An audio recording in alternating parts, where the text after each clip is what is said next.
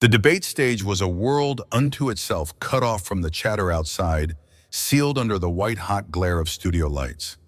Each beam hung heavy in the air, throwing sharp shadows across the polished black floor, making every movement, every breath visible. The floor shone like a mirror, reflecting not just the glow from above, but the towering image of the American flag stretched across the LED wall, its colors bold and unyielding. Rows of chairs curved inward toward the stage, forming a semicircle of silent witnesses. The crowd, dozens of faces lined with age, experience, and expectation, sat frozen in attention so dense you could almost taste it. No one leaned back. No one fidgeted. The sound of a single pen clicking somewhere in the third row seemed louder than it had any right to be. In the center of it all stood Jasmine Crockett. Her deep navy suit wasn't just clothing, it was armor. Tailored to perfection, it caught the light in clean, sharp lines every time she shifted her weight. She held herself tall, shoulders squared, chin, lifted her gaze steady. Her eyes didn't dart around looking for applause. They moved with purpose, scanning the room as if measuring the weight of every person watching. She wasn't here to play to the crowd. She was here to deliver a truth she knew would land like a hammer. Across from her, Vice President J.D. Vance leaned back slightly in his chair, adjusting the knot of his red tie with the ease of a man who'd done this 100 times. His smile was calculated, warm enough to charm, sharp enough to warn. It was the smile of someone who believed the night was already his. He rested his hands on the desk fingers, interlaced the faintest tightening at his knuckles, betraying that beneath the confidence there was a readiness, maybe even a flicker of caution. Between them, the space felt charged like the air just before a summer storm breaks. The kind of stillness where you know something is about to happen, and once it does, nothing will be the same. The tension in the room had a weight to it, pressing down on every shoulder, every breath. It wasn't chaos, it was something quieter, sharper. The kind of energy that coils itself tighter with each passing second, waiting for the moment to strike. Every pair of eyes in the audience seemed to drift toward J.D. Vance. To them, the outcome felt almost inevitable. He was the vice president, a seasoned debater, a man who had weathered storms far bigger than a single televised clash. His body language said he was in control. Elbows resting lightly on the desk chin, lifted smile calm. When he glanced toward the cameras, it was with the assurance of someone who believed history would record this night as another victory. You could hear it in the whispers that floated between rows. Has got this. She won't last 10 minutes. A few staffers exchanged knowing smirks, already imagining the clips they would post before sunrise, framing Vance as the unshakable leader. Even the air felt skewed in his favor. The lights seemed to fall more warmly on his side of the stage, the shadows gathering around Jasmine like a warning. For the audience, it wasn't a question of if Vance would win, it was a question of how decisively. And that certainty hummed through the room like a fuse, not knowing it was already burning toward the explosion. Jasmine didn't raise her voice. She didn't shift in her chair. She simply moved her thumb. A faint click broke the stillness, small enough to be missed, if not for the way every camera in the room seemed to lean in at that exact second. The massive LED wall behind them blinked once, then came to life. Grainy handheld footage filled the screen. The hum of machinery bled through the speakers, followed by a voice casual, almost cheerful. With the new law, we can save millions, and we've cut the healthcare coverage. The words landed like a crack of thunder in a church. The room froze. The confident smirks in the front row faded. Across the stage, Vance's smile faltered, not in a dramatic collapse, but in that subtle way trained politicians fear most. His jaw tightened. The corners of his mouth stopped playing their part. His eyes flicked for just a fraction of a second toward the floor monitor in front of him, as if hoping the image would vanish. It didn't. Every lens in the room zoomed in. Somewhere in the control booth, a producer knew they had just captured the moment that would replay on every news channel before dawn. It wasn't loud, it wasn't flashy, but that tiny click had just lit the fuse. 2 years earlier, the factory floor smelled of oil and hot steel, the kind of scent that clings to your clothes long after you've gone home. Machines clanged in steady rhythm, sparks from welding torches flickering like fireflies caught in the bright overhead lights. Workers in faded blue uniforms paused their tasks, wiping sweat from their brows as the camera crews filed in. J.D. Vance walked down the main aisle, sleeves rolled up, tie loosened just enough to look approachable. He shook every hand offered to him, calloused hands, grease-stained hands, hands that had built the same product day after day, for decades. His voice carried over the noise, warm and deliberate.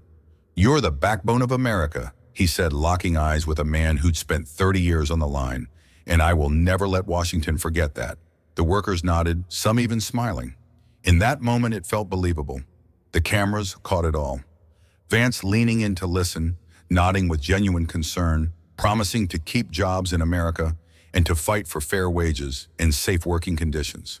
That clip would run in campaign ads for months, an image of solidarity between a leader and the people he swore to protect.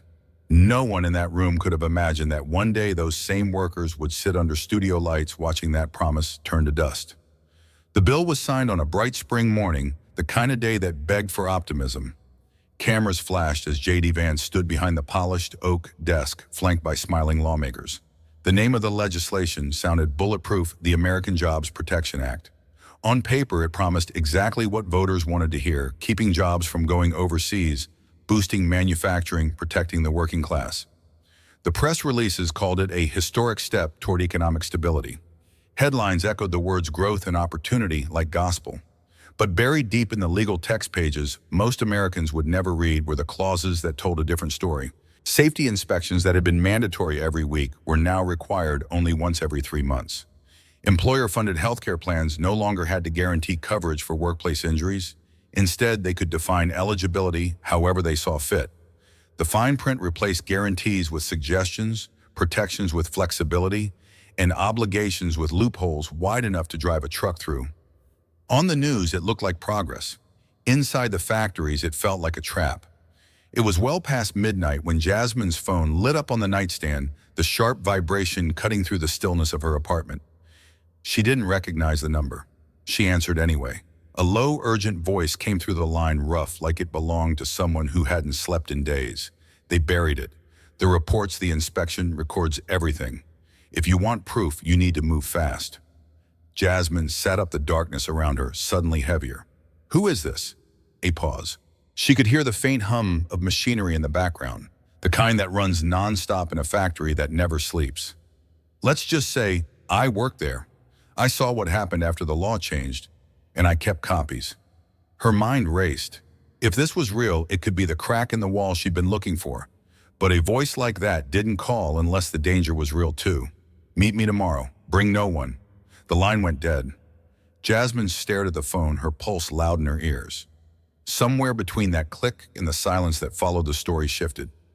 This was no longer about political speeches or campaign promises.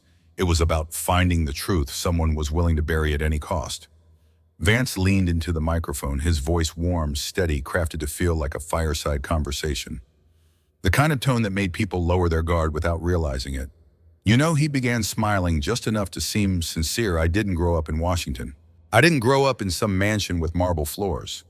I grew up in Middletown, Ohio, a place where the air smelled like the steel mill and where my mom worked double shifts just to keep the lights on." He let the words hang there, scanning the audience as if every pair of eyes belonged to someone he'd known since childhood. "I've shoveled dirt. I've cleaned factory floors.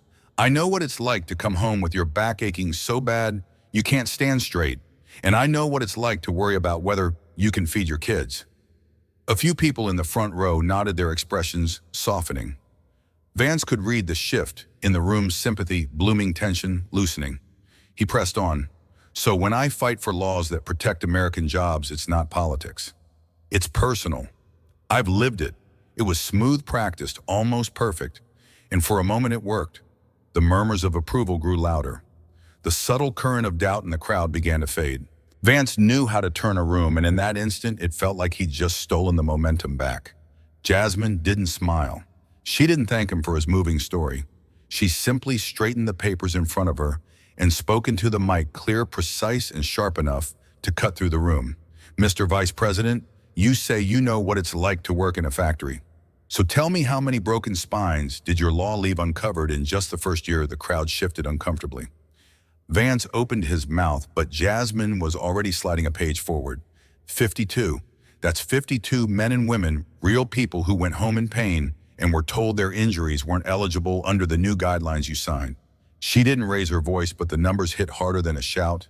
And it's not just spines. We have 74 cases of hearing loss, 32 cases of chemical burns, and more than 200 denied claims for injuries sustained on the job, all after the so-called American Jobs Protection Act. Jasmine glanced up, locking eyes with him. I'm not here to talk about your childhood. I'm here to talk about theirs, about the lives they can't get back because a promise was broken. The silence that followed wasn't polite. It was heavy, like the room itself was holding its breath. The applause didn't come yet, but the shift had begun. Jasmine didn't wait for the murmurs to fade. Her hand moved to the small remote beside her notes. One click and the LED wall behind them came alive again, this time not with numbers but with faces. The first was a man in his early 40s, his back twisted unnaturally, sitting in a worn recliner in a dim living room. His voice trembled as he spoke. They said I wasn't eligible, but I can't stand for more than 10 minutes without collapsing. The next clip showed a young woman with hearing aids, her hands shaking as she held up her termination letter. They told me I could either come back without accommodations or quit. One by one, the stories rolled on. Burn scars, oxygen tubes, empty chairs at kitchen tables where a worker used to sit. The kind of images that didn't need commentary because the truth was already written on their faces. By the third minute, the room was silent. Even those who had been nodding along to Vance earlier now stared at the screen, their expressions shifting from skepticism to unease and then to anger. When the video ended, Jasmine didn't say a word. She just let the black screen hang there, the silence doing more damage than any speech could. And in that silence, the momentum shifted. For the first time that night, the room didn't belong to Vance. They met in the corner booth of a quiet diner just off Highway 62. The smell of burnt coffee lingered in the air, and a neon open sign buzzed faintly in the window. Jasmine had been early. Linda Harris was exactly on time. Linda's limp was noticeable before she even reached the table. Her left leg moved stiffly. Each step measured her cane tapping softly against the tile floor. She slid into the booth across from Jasmine and set down a battered manila folder. 3 years on the assembly line, she began, her voice low but steady. Then the conveyor jammed. I tried to fix it because that's what we were told to do. The machine kicked back. My knee shattered in 3 places. Jasmine listened without interrupting. Linda's eyes hardened. Before the new law, the company would be covered my surgery, physical therapy, time off to recover. But after Vance signed that bill, they told me I wasn't eligible because the injury didn't meet their new definition of workplace harm. She tapped the folder with 2 fingers. This is every letter they sent me, every denial. And she paused, pulling out a photocopied memo. This is the internal policy change they swore didn't exist. Jasmine reached for the paper, already knowing this wasn't just a story. This was evidence. And with it, Linda Harris had just become the most dangerous person in Vance's political career. Robert Kim didn't look like the kind of man who courted trouble. Neatly combed hair, pressed shirt, wire-rimmed glasses, he carried himself like someone who believed in order, in rules and systems that worked. But the tremor in his hands as he stirred his coffee told Jasmine otherwise.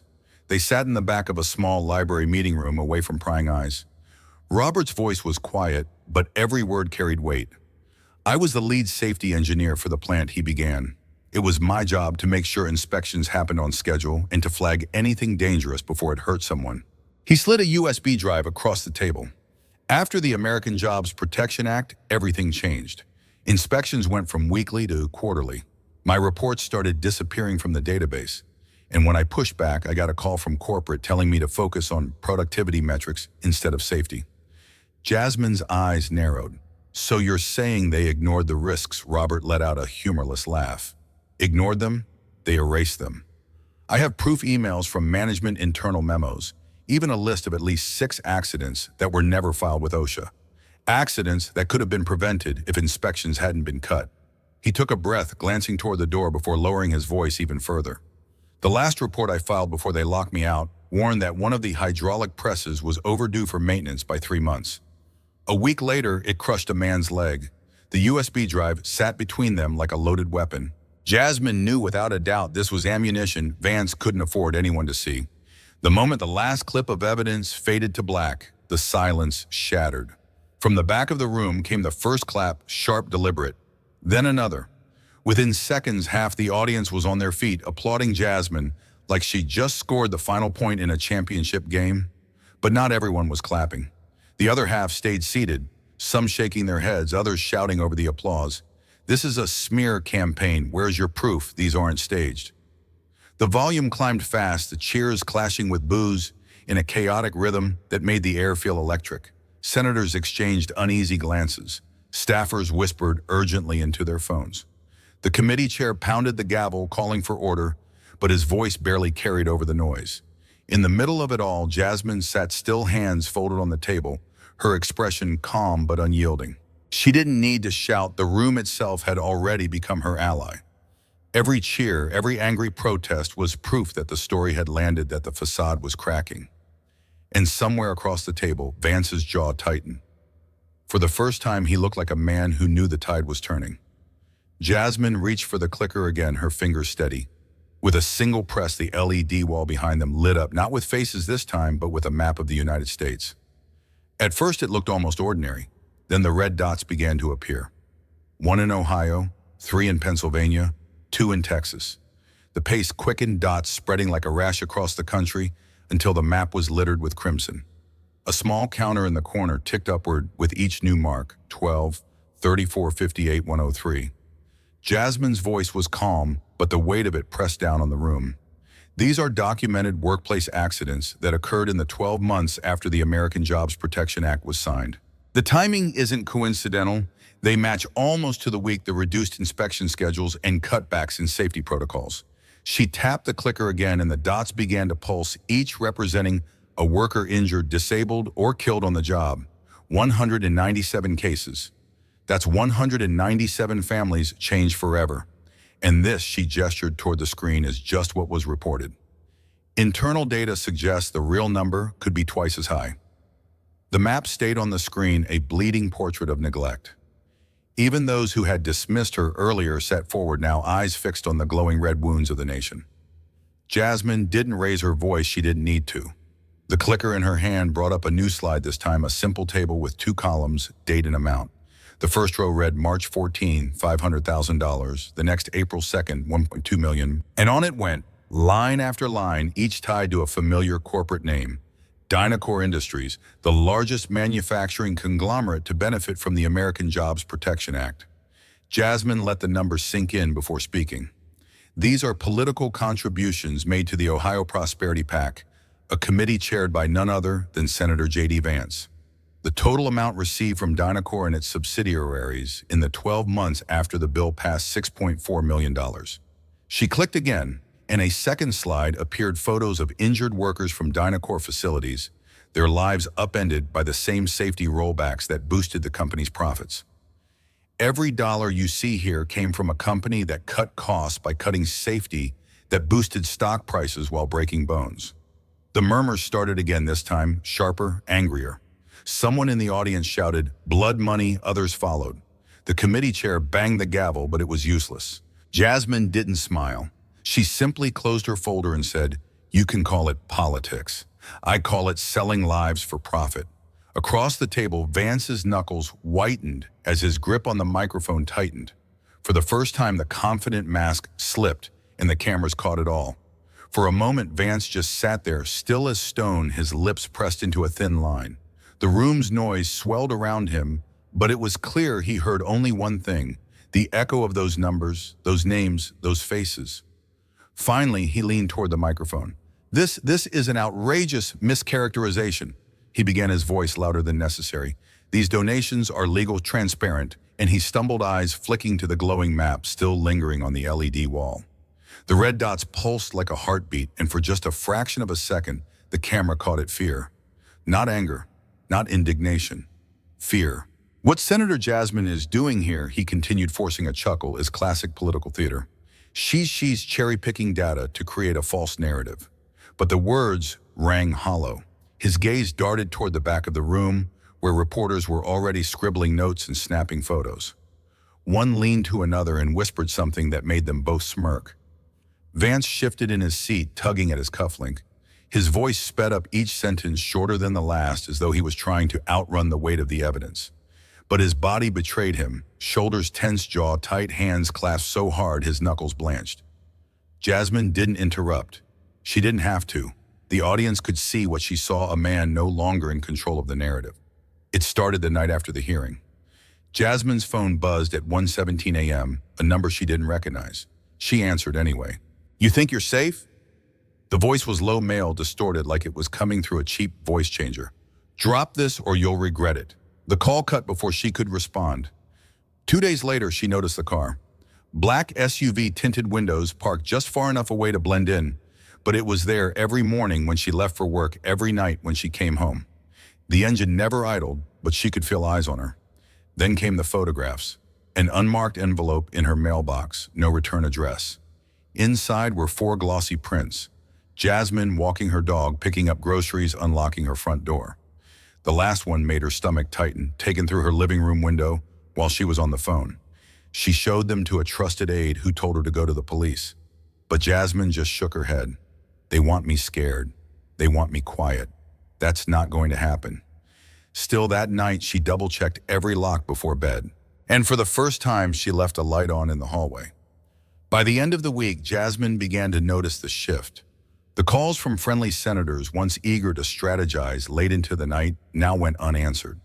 Emails that used to get replies within minutes sat in her inbox for days. And when she passed familiar faces in the Capitol hallways, some of them looked away. The first conversation came from a senior colleague she had trusted for years. They met in a quiet corner of the Senate dining room away from prying ears. "Jasmine, listen," he began, eyes darting toward the door. "You've made your point, but this fight is bigger than you, and the people you're going up against, they don't play fair." She leaned forward. "So you're saying I should walk away?" He hesitated, then sighed.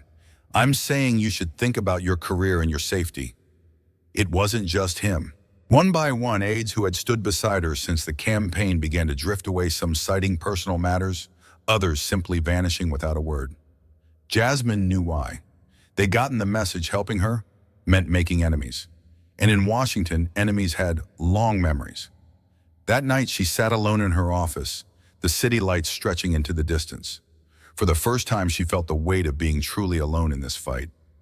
But instead of breaking her resolve, it sharpened it. "If they want me to quit," she whispered to the empty room, "they're going to have to do more than scare my friends." The folder sat in front of her like a live grenade, thick, heavy, and impossible to ignore. Inside was everything: confidential memos, leaked inspection reports, bank transfers, whistleblower testimonies. Enough to bring down more than one career. Enough to make her a permanent target. Jasmine stared at it for a long time, the city's nightlights flickering across her desk. She thought of Linda Harris limping across the factory floor. She thought of Robert Kim's quiet resignation letter. She thought of the workers whose names she'd memorized, even if no one else cared to remember them. Her phone buzzed another blocked number. She didn't answer. Instead, she opened her laptop, inserted a small encrypted drive, and began uploading the files to a secure cloud server. Every click of the mouse was a choice. Every percentage point on the progress bar was another step toward war. Her closest aide, one of the few still standing by her, appeared in the doorway. "Jasmine, if you do this, there's no going back." She didn't look up. That's the point. The upload hit 100%. Jasmine closed the laptop, slid the folder into her bag, and stood. Tomorrow morning, every major news outlet in the country would have a copy. And whatever happened after that, she would face it on her own terms. The flashbulbs hit her first, bright, relentless, like a wall of lightning. Jasmine stepped up to the podium, flanked on her right by Linda Harris, her cane steadying each step, and on her left by Robert Kim, his hands clasped in front of him. Behind them, a massive banner read in bold letters, "Workers deserve the truth." The press room was packed, rows of reporters, shoulder to shoulder, microphones jutting out like bayonets. C-SPAN cameras rolled live streaming to millions. Jasmine adjusted the microphone. "Good morning. What you're about to see and hear isn't speculation. It isn't rumor. It's documented fact." She opened the folder, the same one she had guarded for weeks, and began pulling out page after page, memos signed by executives, internal emails discussing acceptable injury rates, wire transfer receipts from Dynacor to the Ohio Prosperity PAC. Robert stepped forward, holding up the inspection reports he had risked his career to save. Linda took the microphone next, her voice steady but raw, telling the room how she lost her leg because a safety inspection wasn't in the budget. The air in the room shifted. It was no longer just a press conference. It was testimony, indictment, and rallying cry rolled into one. Jasmine ended with a single sentence that echoed long after the camera stopped rolling. You can buy influence, but you cannot bury the truth. By the time Jasmine left the press room, the story was already everywhere. CNN broke into regular programming with the headline, Senator Jasmine exposed safety scandal names Vance. MSNBC ran a split-screen replay showing Jasmine's words alongside Vance's frozen expression from the hearing weeks earlier. Fox News called it the most explosive labor scandal in decades. On social media, the hashtags #workers deserve the truth and #bloodmoneypack trended within minutes. Twitter threads dissected every document she had revealed, complete with screenshots, timelines, and annotated memos. Facebook was flooded with clips of Linda's testimony, her cane visible, her voice unshakable. TikTok edits paired Robert's calm delivery of the inspection reports with swelling cinematic music. By nightfall, talk radio hosts were debating whether Vance could survive politically. Editorial boards called for investigations. Petition websites crashed under the weight of signatures demanding justice. Jasmine watched some of the coverage from her office, exhaustion etched into her face, but a quiet fire still burning in her eyes. She knew this wasn't the end of the fight, but for the first time in months, the wind was at her back. The camera zoomed in on Jasmine, no podium, now no papers in her hand. Just her looking directly into the lens. Her voice was calm, but every word landed with weight. If the truth stood on the edge of being buried forever, would you stay silent or would you stand up? A pause. She let the question hang in the air, giving viewers time to feel it. I stood up. Not because it was easy, not because I wasn't afraid, but because silence would have made me complicit. And I believe every one of you has that same choice. She leaned forward slightly, the light catching in her eyes. Share the story. Tell your friends. Talk about it at your dinner tables. Post it. Write about it. Because the more we speak, the harder it is for them to hide the truth. The screen faded to black, but her words lingered like a heartbeat. Silence is their weapon. Your voice is the cure. This story isn't just about politics, it's about courage in the face of fear. Jasmine's fight shows us that the truth is only as strong as the people willing to defend it. Silence allows injustice to grow. Speaking up, even when it's dangerous, can protect those who can't protect themselves. In life, we all face moments when it's easier to look away. But those moments are exactly when our voices matter most. If you believe the truth should never be buried, if you believe standing up matters, join our community. Subscribe. Now turn on the notification bell and share this story so more people can stand with us. Your voice is part of the fight.